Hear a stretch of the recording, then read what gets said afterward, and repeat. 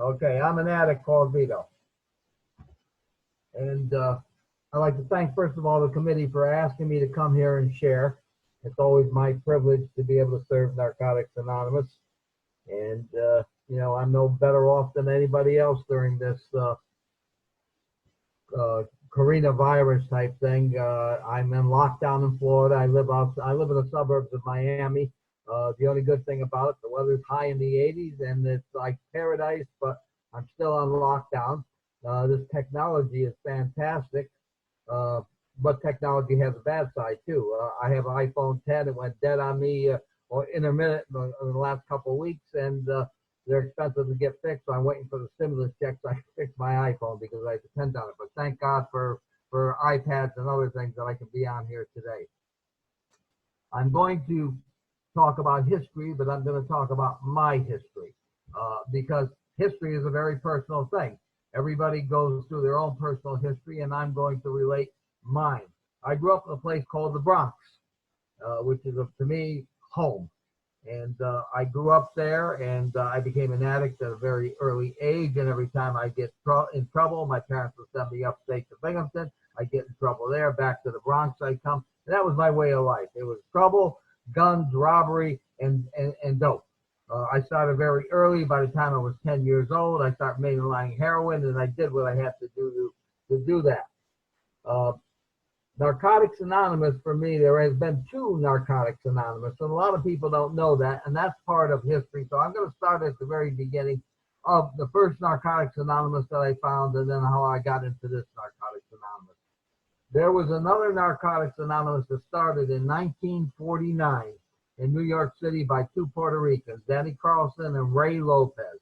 And Ray Lopez, she was my first sponsor when I came in. I came in actually in that NA in 1959. That was the year that Ray Lopez, she picked up 9 years at the Women's House of Detention in Manhattan. And that program was started by Ray and Danny Carlson. And the name Narcotics Anonymous was invented by a woman from the Salvation Army called Brigadier General Dorothy Berry, who did service work for the Salvation Army in the New York City prison system in the 1930s, and she coined the name Narcotics Anonymous. And when Danny Carlson and Ray Lopez got out of Lexington Penitentiary, where they used to throw the drug addicts, they started a program that they heard of in Lexington called Addicts Anonymous, and Dorothy says, no, everybody in New York knows Narcotics Anonymous, and they changed the program to Narcotics Anonymous, and that program started in 49 and lasted till 1972 when Ray Lopez died. And I came in 1959. She was my sponsor. And meetings were a little bit different in New York City because back then they used to have what they called Rockefeller laws. And if you ever were arrested for any type of opiates, you were given an opiate card. And if you ever talked to another person that had an opiate card, you go away for 15 years. So it wasn't able for addicts to congregate. So what they had to do is they got to the New York City Department of Health, and they went through their umbrella that they allowed them to meet with their jurisdiction, and they paid them $10 a month. Because when they tried meeting without being through the Board of Health, the narco squad raided them, and people went away to jail. So that's how they survived. And I came in 1959, and I relapsed. And I came back in 1960, and I'll show you how I came and transitioned into this fellowship. Now, part of what I was doing, I was smuggling dope heroin from Havana, Cuba to New York City. I would go to Havana, and at that time, there was a ferry boat that went from Key West to Havana. And I used to go on that. I would pick up the dope, and I would come back, take a Greyhound bus, and come back to New York. And in 1959, a New Year's celebration, what had happened was Castro took over Cuba. I had to get out. I got on the ferry. I didn't come back with my load, and I got in a lot of trouble with the guys that I was working for. And I wanted to stay clean, and I was clean at the time I was smuggling, but I had to go into hiding, and I went into Jersey. And things got real bad for me. I lived in a dumpster. And one day on February 14th, 1960, I crawled out of that dumpster to go where it was outside of a railroad commuter station called Brickchurch Station. in East Orange, New Jersey. And I tried to get to the station where I was doing my hustling, and I fell in the gutter, and it was snowing, and I laid in that gutter, and the snow covered me over. The people would walk over me. And as addicts, we know what that's like to be in a crowd and people not recognize it. But somebody called an ambulance. I was taken to a hospital.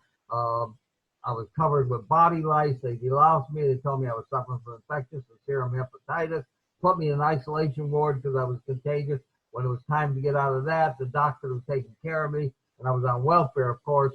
And he said, we got a place upstairs for people like you. Maybe if you go up there, they'll forget about you. And this is before the days of rehabs and detoxes.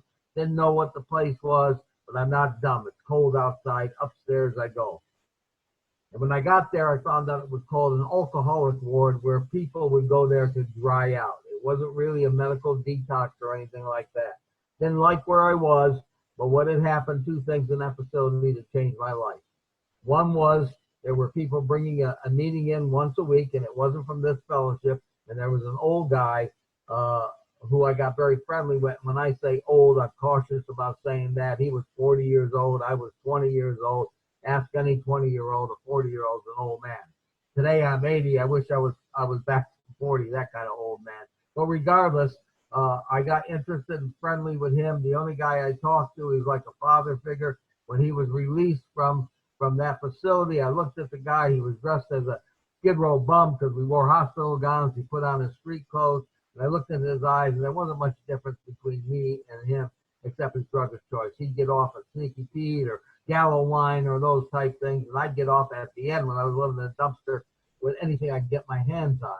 And because up to that time, I thought alcoholics were the shit of the world, and they were weak people. They couldn't do that. But once I seen that, I related he wasn't much different than me. And when I was discharged from that alcoholic ward, they gave me a meeting list of the other fellowship, and they told me they had coffee and cookies, and when you're homeless, that's a pretty big invite. And I showed up at that first AA meeting, and when I walked in, it was like the world stopped still. All these people were standing looking at me like, who the hell was I? They had ties on and jackets and very clean cut. I come in with hair down to my ass, earrings decked from my ear, a razor sharp Garrison belt on, spikes coming out of my boots.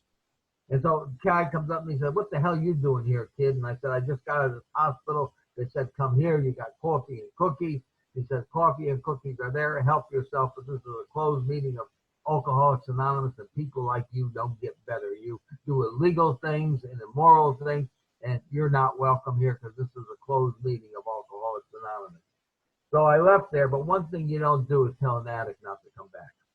So they circled on that meeting with these big open meetings that were big speaker meetings that you could go there, but don't even bother because people like you don't get better. And so I started going there, and I found there was a lot of people like me in 1960 hanging out in those meetings. And we sort of sat together. And we sort of knew we belonged to each other, but we couldn't share with each other. We were too cool to do that. But we would hang out together, and we would sit down. Everybody would move to another part of the room. But I was sitting there in a meeting in 1960 in the Valesburg section of Newark, New Jersey, and somebody tapped me on the shoulder by a nickname that I had gotten, Animal. They said, hey, Animal, there was a drug meeting in the back room. So I go to the back room, and there was a bunch of hippies of that generation back there, and they were out of San Diego, California, and they were carrying a message called Narcotics Anonymous, the same name that I had heard in New York, but it was a different fellowship. And they had a little bit of literature, and they would open up the meeting, and they started sharing, and I started to hear my thinking coming out of their mouth. So for the first time, I realized I was never alone, never again. And so I got friendly with these people, and they told me where they came from and how they heard this, and this thing was active in San Diego and so forth, and they moved on. And it was what they called a rabbit meeting. It was here, and then it was disappeared. So some of us locals, we tried to start these NA meetings in Jersey. And the only thing that would happen is we couldn't get people to stay, because we had no recovery. We had clean time. And we used to go to the AA fellowship and proselyte. We find the addicts, which were very easy to find, try to bring them to us, but they would never stay. And so finally we met these two addicts that had just come over from Manhattan. One had just got out of Daytop, and the other one just got out of, I think it was Phoenix House or something. And they said, we know what this whole deal is about. We got graduation papers. We're cured. We know how to do it. So we figured we got some addicts that are cured and know how to do it. They said, yeah, when people start sharing, the only thing that you do is you confront them, because they had come out of confrontive therapy. And so we tried that. Next thing you know, that there was chairs flying across the room, tables upturned. It just didn't work, not for addicts. But I kept in contact with one of these hippies who had gone back to San Diego. They used to call him on the phone and, tell him we're trying to get this NA going. We can't get it going. He said, Vito, why don't you come out here to San Diego? We got some NA going on while here. I said, well, you understand, I can't go. I got a living to make. He said, what do you need a living to make? You don't work. But back in those days, if you were on welfare and you were either an addict or an alcoholic, they would give you welfare checks. It's not like today. So you take the damn check, you cash it, you go down to the pool room, play 9-ball all day long, and probably your money. And I said, I got a job. He said, don't worry about it. We got welfare in California, and we also have pool halls. So I hitchhiked across the country, and I showed up in San Diego on a Wednesday night. A Wednesday morning it was. And I called this guy, and he said, well, come on, I'll come pick you up, wherever you are. And I told him, he picked me up. I went to his pad, and there was addicts coming in all day long. He said, you arrived at a good time. We have 2 NA meetings in San Diego, one on Wednesday night and one on Friday night. Tonight's Wednesday. We're going to take you to an NA meeting. So at 6 o'clock, a bunch of us get into this Volkswagen van. I think it was about 15 of us crawled in there. And I was sort of ashamed to go in there because they had all kinds of peace signs and stuff on it. I was no hippie. I was a street person. But then I go, and we go to this big Catholic church up on Mission Hill in San Diego. And as I'm getting out of the van, the guy grabs me and says, now, Vito, when you're in the parking lot or in the church itself, do not mention Narcotics Anonymous or NA. I said, why? I thought this NA. He says it is. But the priest thinks we're AA. They don't rent to any addicts. So I laugh today when I think about here, people lose their meeting hall and they say we can't find another place. We did it back when it was impossible. And then on Friday night, the other NA meeting, our landlords didn't give a damn who we were, as long as we paid the rent. It was the Black Panther Clubhouse. So we only had 2 NA meetings to go. And so the rest of the week we had to stick together. Like if you take anybody with any amount of real long clean time in Narcotics Anonymous, every one of them had to go to AA to supplicate. It wasn't that we wanted to go to AA. We had no choice. There was not that many NA meetings around. We would have to go there, but then we had to start NA meetings. And that's how, especially on the East Coast of the United States, how NA meetings started, because people would get clean. They had no place to go. They had to go to the other fellowship. We were not welcome. We were ostracized. And so they started NA meetings. And that's how it flourished on the East Coast of the United States. And there are people going to be on later today that will talk to you about it because they were through that movement. But I was out in San Diego at that time. And like I said, there was only 2 meetings, and it wasn't very strong. And there was one girl there, and I can remember her as clear as things. She had freckles, and she had sort of rust-colored hair. And she was a great friend of Jimmy K, and she had brought that message to San Diego. Somehow she got it out of L.A., and it happened. And we stayed very small in San Diego until almost 1970, when a fellow by the name of Don Zeller came in. He's been dead a long time, but his wife and my ex-sponsor who died, wife, Bob Barrett, they had started the Naranon program. For those two, but Don was a very active guy, and he put San Diego on the map. He was older than me. He knew he had clean time. He had good recovery, and he really did a lot for the San Diego area. And San Diego is what it is today from there.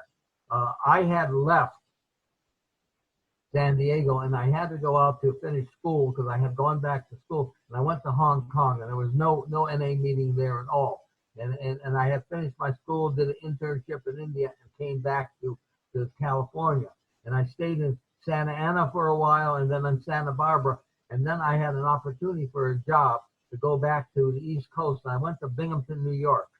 And when I got to Binghamton, New York in the early 70s, I can't remember what year it was, maybe it was mid-70s, there was no NA, and I started 2 NA meetings in Binghamton, New York. And one of them is still in existence today. But again, we were still in a situation that there was not an NA meeting every night of the week. And people today, they can't understand that because where I live here in South Florida, I can walk to an NA meeting every night of the week. But back then we didn't. We had to supplement with the other fellowship until we got enough people that we could start a new meeting. And that was a very simple thing to start a new meeting. Just get a resentment in the coffee pot and up pops the new meeting. And that's basically how it started. And then my job continued. I stayed in the same area, except I moved to northeastern Pennsylvania, the Scranton, the Wilkes-Barre area. And when I got down into Wilkes-Barre, there was more meetings down there because a bunch of guys up in the Scranton area started a bunch of meetings, and they had 4 or 5 meetings in Scranton, and then in Luzerne County they had one, I think, in Exeter, and I think in Pittston at that time. And there was one meeting in Wilkes-Barre, and when I got there, I had that feeling that I wanted NA more and more. And by the time I left Wilkes-Barre, a number of years later, we probably had like 20 meetings in Wilkes-Barre. The area had expanded up to Hazleton and Bloomsburg. We had put on the 7th East Coast Convention, and NA began to flourish. And my history with NA was starting meetings, building areas, and so forth. And originally, when we started in Northeast Pennsylvania, we were part of an area service called Wyoming Valley Area Service, and that consisted of both Wilkes-Barre and Scranton. But at one point, somebody came in from a rehab who gave them their drinking rights, and he came up and he started giving people drinking rights over there. And a lot of the people up in the Scranton area, part of the Wyoming Valley, leaned on to this guy, and we in Wilkes-Barre, we broke from them because we did not want any part of that drinking rights. We wanted total abstinence. So a lot of people hear that today, and it seems strange, but there was rehab back in the old days that would give people drinking rights. And so we broke away and we formed an area called the Beehive area. And we joined the Greater Philadelphia Regional Committee. And we grew and we grew and I grew. Like I said, we added meetings in Hazleton and Bloomsburg and all through that area. And NA grew and grew.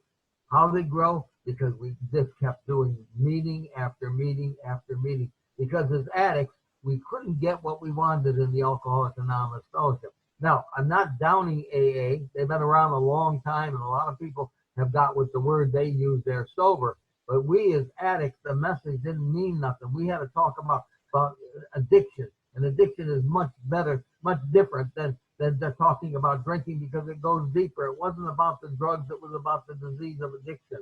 And that is something that why NA was able to go on and grow to the way it is today. I talked a lot about the New York and the other NA, and the Greater New York Regional Service Office has a book that they call The Impossible Dream. And if you really are a history person, you need to order that from the Greater New York Regional Service Office because it gives the history of NA in New York, both the other NA fellowship and this fellowship today, and how it transpired right through it. It's a fantastic book. It's available in hardback and also in softback, but it gives the history of NA, which is pretty much a lot of the way the history throughout all of NA on the East Coast went. You're going to hear from people today like Billy A., who started up in the Little Apple area, the Lehigh Valley of Pennsylvania, and he had to go to AA and start NA meetings and how it grew. And you're going to hear a lot of different people who couldn't relate. Bo will be on today and talk about the movement in Atlanta and Marietta and Smyrna, those guys like Greg P. and Motorcycle Ed that all contribute to this history. History of NA is not just one person or thing. Yes, it came from a dream of Jimmy K. And his daughter wrote a book, Every Addict's Friend, Jimmy K., who tells the whole story of Jimmy K. and how he got clean in AA. And after a couple of years, he was ready to put a gun in his mouth and die because the AA message wasn't enough for addicts. And where he got from out of that, and he started the NA program out in California, and how that all happened. So NA history is not just one person or two people, it's a whole bunch of conglomerate of people. The next speaker after me is Chet Y from South Dakota, who's my sponsee, and he could tell you about his history where he started in California and went out to Idaho Boise, Idaho, and how he brought the message out there and how that exploded. And now that he took that same thing when he went out to South Dakota and there was no NA there, maybe a meeting or two, and they had it, and how he's converting that now that they can go to meetings every night in South Dakota. So history is a conglomerate. Yes, there's a founder. And in this case, in this fellowship, it was Jimmy K. In the other NA fellowship, it was Ray Lopez and Danny Carlson. But it's a bunch of people that all came together. And the people coming out of Lexington Penitentiary all across the world, they had this group called Addicts Anonymous all through it. And people went to different parts of the country and started these little groups. Addicts Anonymous out in California. Another one, there was a girl by the name of Betty. She started Habit Forming Drugs Anonymous. And they all came together. And when Jimmy started, they all come back and fell into the NA program out there. So it was a whole bunch of history. In New York City, prior to the NA coming in the early 1980s, when the Rockefeller laws were diminished, this NA could not function that way because of the tradition. But when they were repealed, this NA came into New York. When Ray Lopez died in 1972, all the hippies that were part of that NA program, they didn't like the name Narcotics Anonymous because they were on their all different drugs and so forth. They changed the name after she died to Drugs Anonymous. And when NA came to NA after to New York after the Rockefeller thing, all those people in Drugs Anonymous just blended right into NA, this NA. So it's a combination of many different movements that brought the whole concept of NA together. Dorothy Gary dreamed in 1930s when she was doing Salvation Army work to addicts in the New York City jails of some kind of program for addicts, and she called it Narcotics Anonymous. She coined that name, and that name came out of her, and that's part of the history too, because where did the name Narcotics Anonymous come from? It came from Dorothy Berry. So you take everybody's little piece of history, and that's what made it. You have people up and down the East Coast of the United States that did little things here and there.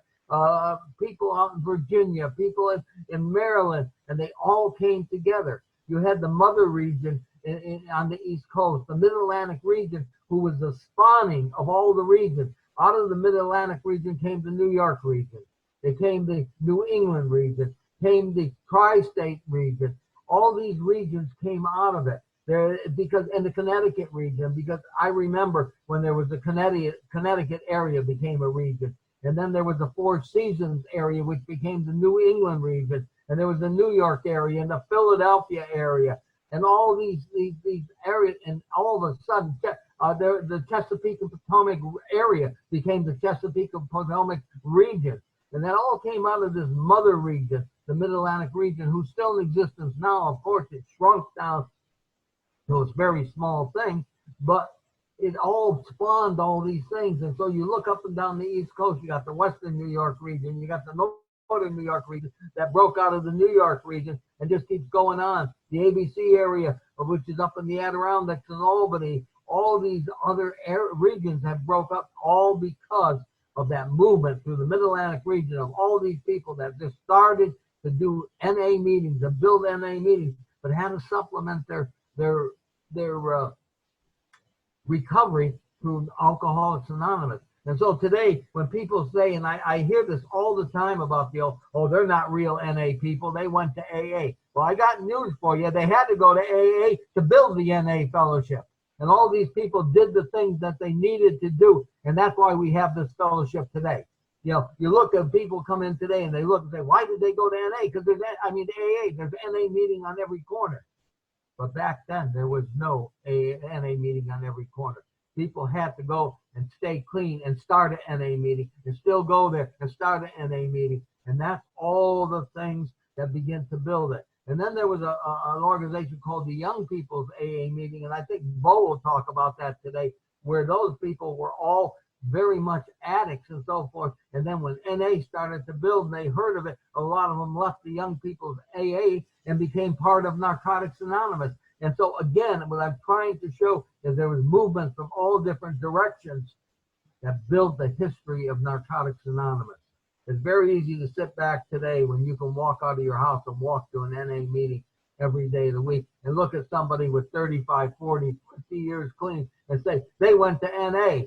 Well, I hate to tell you, I mean, they went to AA. I hate to tell you, if they didn't go to AA to stay clean long enough to start NA meetings, you wouldn't have the program you have today.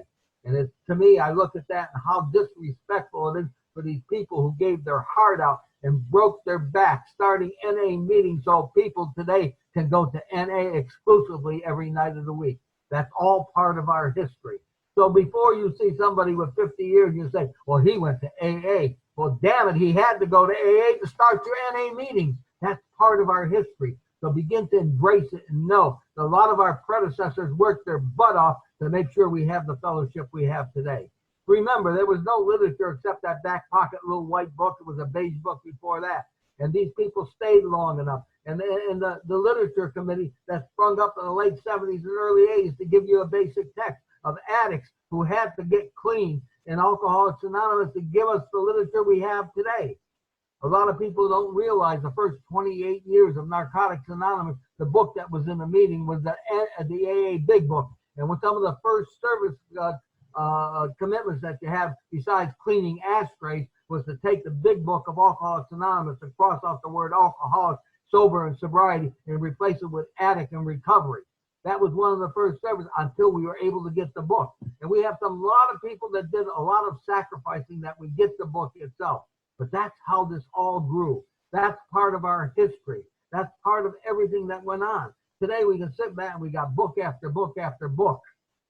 And we say, oh, we don't need anybody else's literature. But how would you like to go to meetings when we didn't have any literature at all? That's why the big book was at our meetings. And that's why we crossed it out. And that's why we would have people get so excited and say, we need our own book.